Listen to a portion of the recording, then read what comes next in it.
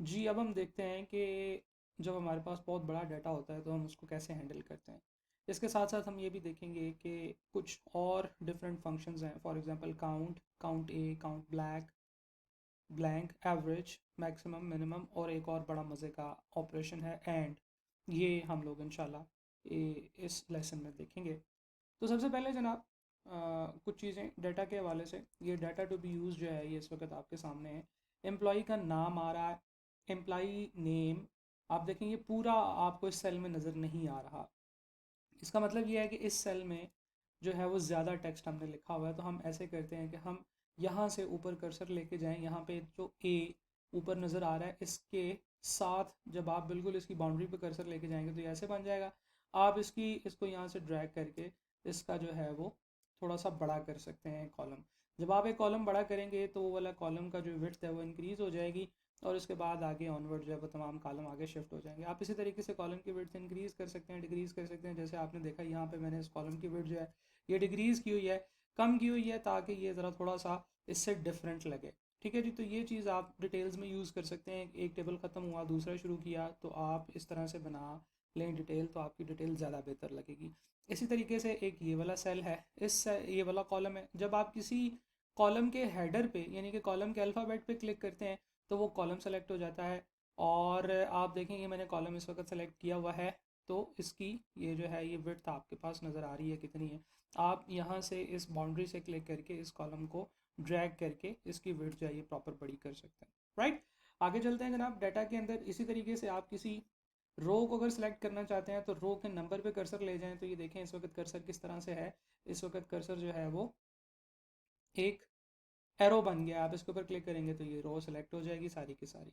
तो किसी रो और कॉलम को सेलेक्ट करने का जो कीबोर्ड शॉर्टकट है वो ये होता है कि आप कंट्रोल स्पेस प्रेस करें तो कॉलम पूरा का पूरा सेलेक्ट हो जाता है जिस सेल में आप हैं वो वाला, और शिफ्ट और स्पेस प्रेस करें तो वो पूरी की पूरी रो सेलेक्ट हो जाती है। ये कंट्रोल स्पेस और शिफ्ट स्पेस जो है ये आपके लिए बड़े जो है ना वो हैंडी टूल्स होंगे। अच्छा जी, हम लोगों ने बात कर ली कि जी एम्प्लॉई का नेम, थोड़ा सा डिपार्टमेंट को भी थोड़ा सा बड़ा कर लेते हैं ताकि डिपार्टमेंट नज़र आए।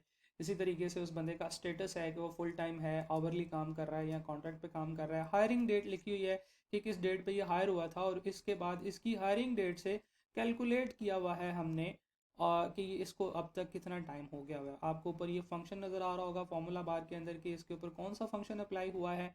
आपको पता है कि सेल के अंदर फाइनल आउटपुट नज़र आता है, ऊपर फार्मूला बार में फार्मूला नज़र आ रहा होता है। तो हम ये भी इंशाल्लाह ये डेट इफ़ का जो फंक्शन है, टुडे का फंक्शन है, ये हम अपने उस लेसन में पढ़ेंगे जिस लेसन में हमने डेट्स और टाइम के बारे में पढ़ना है। इसकी सैलरी लिखी हुई है और इसकी जॉब रेटिंग है। जॉब रेटिंग क्या है कि जी इस एम्प्लॉय को एवेल्यूएट किया आपने और देखा कि जनाब ये कितना अच्छा काम कर रहा है, इसको 5 में से 1 नंबर मिलना चाहिए, 2 नंबर, 3 नंबर, या 4 नंबर, या 5 नंबर। तो ये जॉब रेटिंग है। कुछ एम्प्लॉयज़ की जॉब रेटिंग है, कुछ एम्प्लॉयज़ की जॉब रेटिंग नहीं है। अच्छा जी, अब मैं देखता हूँ कि जी मैंने इस कॉलम को बड़ा किया तो वो एम्प्लॉई का नाम तो पूरा आ गया, लेकिन इसके नीचे जो पहला एम्प्लॉई आ रहा था उसका नाम पूरा नहीं आ रहा था। ठीक है जी, तो मैं ऐसे करता हूँ, मैं इसको और थोड़ा सा बड़ा कर देता हूँ। इसके लिए जो है ज़्यादा अप्रोप्रिएट ये है कि जब आप यहाँ पे थे, जब आप इसको जो है वो ओपन करना चाह रहे थे, तो आप इस सेल पे ड्रैग ड्रॉप करने की बजाय डबल क्लिक करें। डबल क्लिक करने से ये फ़ायदा होगा कि माइक्रोसॉफ्ट एक्सेल इस पूरे के पूरे कॉलम को देखेगा और इसके अंदर जो सबसे बड़ा जो सेल होगा उसके हिसाब से कॉलम को खोल देगा, ताकि पूरा का पूरा कॉलम जो है वो आपको नज़र आए।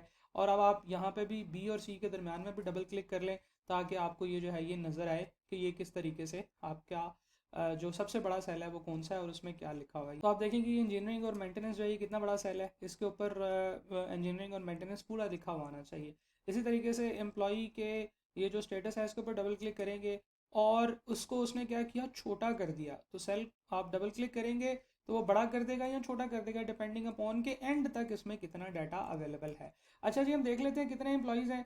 हमने डाउन एरो प्रेस किया हुआ है और हम नीचे जाते ही जा रहे हैं। ये तो एक बहुत ही टाइम कंज्यूमिंग जो है ये काम है। मैं आपको बताता हूँ कि जब आप सेल नंबर 1 में हैं और आप देखना चाहते हैं कि ये कहाँ तक है डाटा, तो आप प्रेस करेंगे कंट्रोल और उसके साथ आप प्रेस करके रखेंगे और प्रेस करेंगे डाउन एरो, तो आप सीधा सीधा एंड पे पहुंच जाएंगे। ये देखें 739 नंबर रो पे आप पहुंच गए हैं। तो कंट्रोल डाउन एरो से आप एंड पे पहुंच जाते हैं कि कहाँ तक डाटा है। अगर आप जहाँ से चले हैं उस सेल में डाटा था तो आप वहाँ तक चले जाएंगे जहाँ तक कंटिन्यूसली डाटा आता चला जा रहा है। और अगर आप जहाँ से शुरू हुए हैं, फॉर एग्जांपल मैं यहाँ से कंट्रोल डाउन एरो प्रेस करूँगा और ये सेल खाली है, तो मैं वहाँ तक चला जाऊँगा जहाँ तक कोई डाटा नहीं है, और जहाँ पे पहला डाटा आएगा जिस सेल में, उससे पीछे वाले सेल पे मैं जाके रुक जाऊँगा, राइट। फॉर एग्जांपल मैं यहाँ पे कुछ डाटा लिख देता हूँ और मैं यहाँ से ऊपर जाना चाहता हूँ, तो मैं अभी ये फर्स्ट सेल है जिसमें डाटा, मैं कंट्रोल अप प्रेस करूँगा तो मैं सीधा वहाँ पे चला गया। अब देखें 739 नंबर रो से लेकर 1048 475 तक के दरमियान में कितनी रोज़ हैं जो मैंने सिर्फ इसे कीबोर्ड शॉर्टकट से जो है वो कर ली हैं। तो कंट्रोल अप एरो से मैं वापस चला जाऊँगा और एक और दफ़ा कंट्रोल अप प्रेस करूँगा तो मैं बिल्कुल सबसे ऊपर आ जाऊँगा। ठीक है जी। तो this is how you are going to move around in your data जब डाटा बहुत बड़ा है। अच्छा जी, कुछ एम्प्लॉयज़ हैं, उनके डिपार्टमेंट्स हैं और कुछ के डिपार्टमेंट्स नहीं लिखे हुए हैं, ये खाली सेल है। इसी तरीके से अब मैं देखना चाहता हूँ अगला खाली सेल कहाँ पे है, तो मैं क्या करूँगा जी, बिल्कुल कंट्रोल डाउन एरो प्रेस करूँगा तो मैं वहाँ तक चला जाऊँगा जहाँ तक एम्प्लॉयज़ का जो है वो डाटा आ रहा है। और ये स्पेंसर जो है, जो रो नंबर 57 पे आ रहा है, ये भाई का डिपार्टमेंट फिर अवेलेबल नहीं है। अब मैं यहाँ से फिर दोबारा डाउन एरो प्रेस करूँगा, कंट्रोल डाउन एरो, तो फिर आप देखें कि अगले सेल पे चला गया और यहाँ से फिर मैं दोबारा कंट्रोल डाउन एरो प्रेस करूँगा तो 103 नंबर पे ये जो बमेट केवन साहब हैं, इनका भी हमारे पास जो है वो डाटा अवेलेबल नहीं है। तो control up, control down, control जो है ये एक ऐसा कीबोर्ड बटन है जिससे वाकई ही आपको कंट्रोल मिलता है। और मैं चाहता हूँ कि जब आप माइक्रोसॉफ्ट एक्सेल पे काम कर रहे हों तो आपके जो लेफ़्ट हैंड है उसकी जो सबसे छोटी उंगली है उसके नीचे कंट्रोल हमेशा होना चाहिए, क्योंकि कंट्रोल से आप इतने कीबोर्ड शॉर्टकट यूज़ करेंगे कि अगर आपके पास कंट्रोल का कंट्रोल है तो फिर आपके पास आपकी पूरी शीट का कंट्रोल है। आप ऐसी स्पीड से काम करेंगे कि देखने वाले हैरान रह जाएंगे। ठीक है जी। अच्छा जी, हम आगे चलते हैं, जॉब रेटिंग की बात करते हैं। कुछ एम्प्लॉयज़ की जॉब रेटिंग है, कुछ एम्प्लॉयज़ की जॉब रेटिंग नहीं है। इसका मतलब ये है कि वो एम्प्लॉयज़ एवेल्यूएट हुए हैं और कुछ एम्प्लॉयज़ जो हैं वो एवेल्यूएट नहीं हुए हैं। अच्छा जी, कंट्रोल और डाउन एरो आपने प्रेस किया तो आप आखिरी सेल पे चले गए, कंट्रोल आप प्रेस किया दोबारा ऊपर आ गए। लेकिन अगर मैं कंट्रोल और शिफ्ट प्रेस करके डाउन एरो प्रेस करूँगा तो क्या होगा कि मैं ना सिर्फ नीचे चला गया हूँ बल्कि रास्ते में आते हुए मैंने सारे के सारे सेल्स को सिलेक्ट कर लिया है।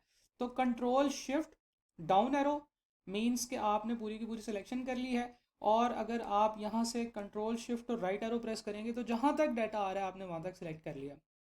तो मैं फ़र्ज़ करें सबसे पहले वाले सेल में कंट्रोल शिफ्ट राइट एरो और साथ ही डाउन एरो। तो जब मैं कंट्रोल और शिफ्ट को प्रेस करके रखा हुआ है, मैंने पहले एक दफ़ा कंट्रोल शिफ्ट राइट एरो फिर कंट्रोल शिफ्ट डाउन एरो, तो मैं बिल्कुल ये पूरा का पूरा डाटा मैंने सेलेक्ट कर लिया है। तो अगर आप पूरे के पूरे टेबल को सेलेक्ट करना चाहते हैं तो दिस इज़ द शॉर्टकट। बल्कि इसका एक और बड़ा मज़े का शॉर्टकट है विच इज़ कंट्रोल ए। आप जब भी कंट्रोल ए प्रेस करेंगे और आप किसी एक ऐसे डाटा में हैं जो कि एक टेबल की तरह का लग रहा है, तो आप कंट्रोल ए प्रेस करेंगे तो वो पूरा का पूरा टेबल सेलेक्ट हो जाएगा। और देखें शुरू से लेकर आखिर तक आपका ये पूरा का पूरा जो टेबल है ये सेलेक्ट हो गया। ठीक है जी। तो जनाब ये था डाटा, और इसके ऊपर मैंने आपको कुछ सिलेक्शन के और नेविगेशन के कीबोर्ड शॉर्टकट्स बताए हैं। मैं उनको यहाँ पे अब समराइज़ करने लगा हूँ ताकि हम इसके बाद आगे मूव कर सकें। तो ये चीज़ें हमने इस वीडियो में पढ़ी हैं। सबसे पहले हमने देखा कि हम लोग कॉलम की विड्थ को ड्रैग एंड ड्रॉप करके जो है वो बड़ा या छोटा कर सकते हैं, लेकिन ज़्यादा बेहतर ये है कि आप कॉलम की विड्थ को जो उसकी क्लोजिंग बाउंड्री है उसके ऊपर डबल क्लिक करें तो वो ऑटोमेटिकली अपने डाटा के हिसाब से उसकी विड्थ को जो है वो एडजस्ट कर देगा। फिर कंट्रोल एरोज से हम लोग नेविगेट कर सकते हैं अपनी शीट के अंदर। अगर हम लोग कंटिन्यूस डाटा रेंज तक नेविगेट करना चाहें तो हमें कंट्रोल प्लस एरो का बटन प्रेस करना है। इसके बाद फिर हम लोगों ने बात की कि अगर कंट्रोल प्लस एरो के बटन्स को इस्तेमाल करते के साथ साथ अगर आप शिफ्ट का बटन भी प्रेस करके रखेंगे तो कंट्रोल शिफ्ट और एरो से ना सिर्फ आप नेविगेशन करेंगे, आप सिलेक्शन भी साथ साथ में करते चले जाएंगे। तो this is navigation and select. इसके बाद हमने देखा कि कंट्रोल प्लस स्पेस और शिफ्ट प्लस स्पेस से जब हम लोग सिलेक्शन करते हैं तो जो सेल में होते हैं हम उस सेल का रो और कॉलम सेलेक्ट कर सकते हैं। फिर हमने बात की कि कंट्रोल ए से पूरा का पूरा टेबल सेलेक्ट हो जाता है, और ये काम आप कंट्रोल शिफ्ट स्पेस से भी कर सकते हैं। अभी देखें फॉर एग्जांपल मैं यहाँ पे करने लगा हूँ कंट्रोल शिफ्ट और स्पेस, तो ये पूरा का पूरा टेबल बिल्कुल वैसे ही सेलेक्ट हो गया। एक और चीज़ देखिएगा, कंट्रोल ए से मैंने टेबल सेलेक्ट किया, मैं टेबल के अंदर था तो टेबल सेलेक्ट हो गया कंट्रोल ए से। अगर मैं टेबल से बाहर आ जाऊँगा, कंट्रोल ए करूँगा, तो सिर्फ उतना सा ही डाटा सेलेक्ट होगा जितना डाटा एक्चुअल को लग रहा है कि मैं इस चीज़ की बात कर रहा हूँ। हाँ, मैं अगर पूरी की पूरी शीट सेलेक्ट करना चाहता हूँ तो मैं कंट्रोल ए प्रेस करने के बाद फिर दोबारा ए प्रेस करूँगा, यानी कि कंट्रोल ए दो दफ़ा प्रेस करूँगा तो पूरी की पूरी शीट जो है वो सेलेक्ट हो जाएगी। ठीक है जी। ये लग रहा है कि शिफ्ट प्लस स्पेस का बटन सेलेक्ट नहीं है, लेकिन ये भी सेलेक्टेड है। ठीक है जी। पूरी की पूरी शीट आपके पास जो है वो इस वक्त सिलेक्शन में है। तो हम लोग अगली वीडियो में कुछ फार्मूला और फंक्शंस देखते हैं जो कि हमने इस लेक्चर में देखने हैं। तो let's move on to the formulas.